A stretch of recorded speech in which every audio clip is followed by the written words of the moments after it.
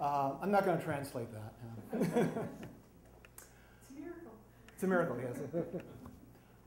I like to tell fairy tales, although I'm not going to tell one tonight, because most of the fairy tales I know are at least 10 minutes. I have some that are 20, 25 minutes long. I love telling fairy tales, though, to adults. Most people think of fairy tales as the province of children. Originally, fairy tales were told to adults by adults while they're doing things like, let's say, spinning, which is why you see a lot of spinning wheels in these stories. What I want to tell you about, though, is something that does relate to fairy tales. The language of fairy tales is the language of dreams. Fairy tales are a creation of our collective unconscious. Whenever you hear a fairy tale, you immediately understand it because it's talking the language of dreams. It's talking the language of our collective unconsciousness. And the older I get, the more I believe in a collective unconscious, something we all know. I had really, for me, a very strange experience. After the death of my mother, I had a dream.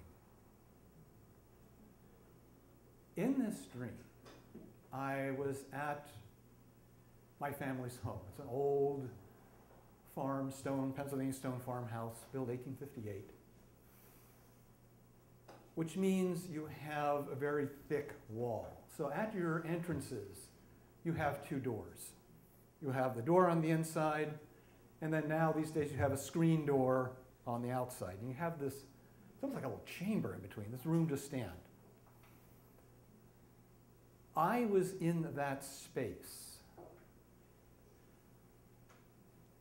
The door was a Dutch door. It had windows in it. And my mother was standing on the other side, talking to me. Through the screen door, across the meadow, I could see these white dogs with red ears racing across the meadow towards my mother. I knew they were coming for my mother. And I was trying to close the screen door and close the inside door at the same time, but you know how it is in dreams, that nonsensical. I couldn't coordinate getting these doors secure, closed. And my mother just kept talking to me very calmly.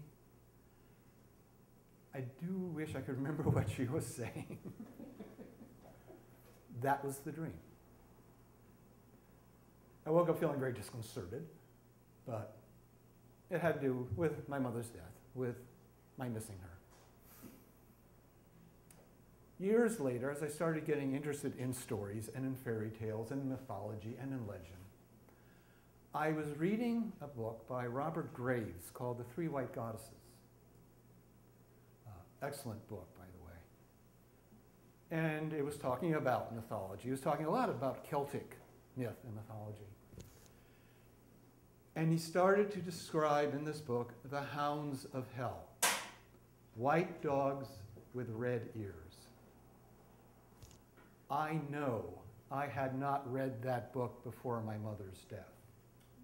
I know I knew nothing about this particular very odd, at least at the time, tradition of these animals, the animals of the fairyland, being white with red ears. I've come across it since in the fairy tales. Wonderful story, Childe Roland, which goes on for about 13, 14 minutes. But he knows he's in fairyland when he comes across a herd of white cows with red ears. But I did not know this at the time of my mother's death. There is, I'm sure of it, a collective unconsciousness. Things we know that we should not know are in our heads, and only takes a dream for them to come out.